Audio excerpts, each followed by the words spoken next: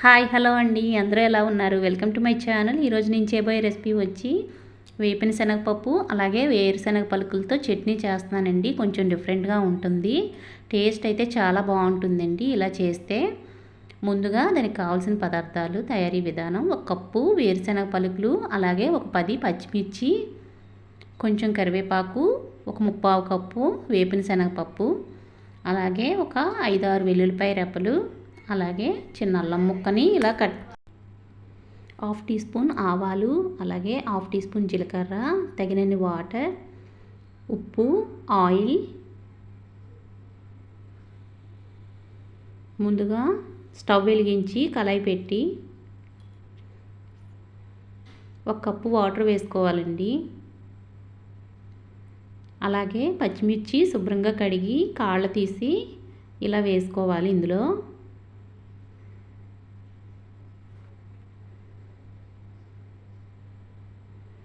ఇవి మూత పెట్టి ఒక 10 నిమిషాల పాటు ఉడికించుకోవాలండి.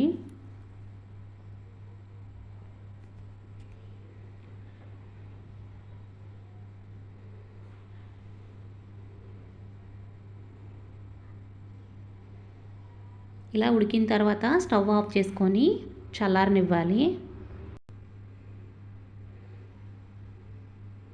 ఇవి పక్కన పెట్టి చల్లారే వరకు స్టవ్ వెలిగించి కళాయి పెట్టి అదే కళాయిలో తగినంత ఆయిల్ వేసుకోవాలి.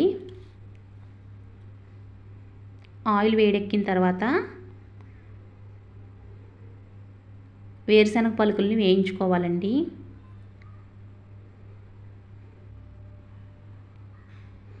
స్టవ్ మాత్రం మీడియం ఫ్లేమ్లో ఉంచి వేయించుకుంటే మనకి బాగుంటాయండి. చూశారు కదా, మంచి కలర్ అనేవి వచ్చాయి. ఇప్పుడు ఇందులో వేపిన శనగపప్పును కూడా వేసుకోవాలి.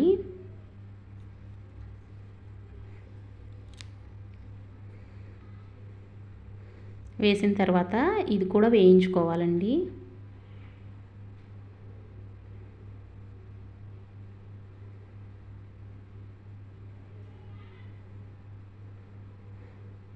ఇవి వేగిన తర్వాత ఇప్పుడు స్టవ్ ఆఫ్ చేసుకొని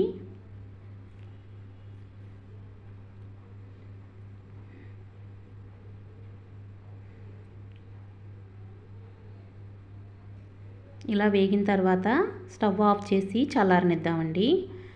ముందుగా మిక్సీ జార్లో ముందుగా ఉడికించి పెట్టిన పచ్చిమిర్చి వేసుకోవాలి. అలాగే వెల్లుల్లి రెబ్బలు, అల్లం ముక్కలు, తగినంత ఉప్పు, వేయించి పెట్టిన వాటిని కూడా వేసుకొని తగినన్ని వాటర్ వేసి మిక్సీ పట్టుకోవాలండి. చట్నీ పోపు కోసం స్టవ్ వెలిగించి కళాయి పెట్టి తగినంత ఆయిల్ వేసుకొని ఆవాలు, జీలకర్ర,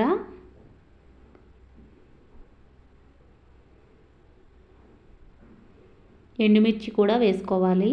అలాగే కరివేపాకును కూడా వేసి వేయించుకోవాలండి బాగా.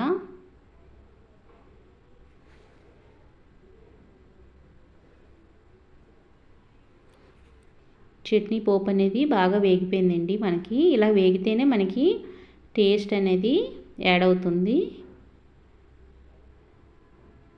ఇప్పుడు స్టవ్ ఆఫ్ చేసుకొని ఈ పోపుని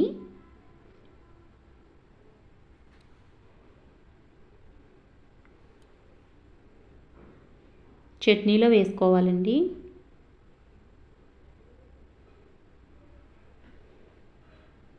ఇంతేనండి, మనకి వేరుశనగ పలుకులు వేపిన శనగపప్పుతో చట్నీ రెడీ అయిపోయింది. డిఫరెంట్గా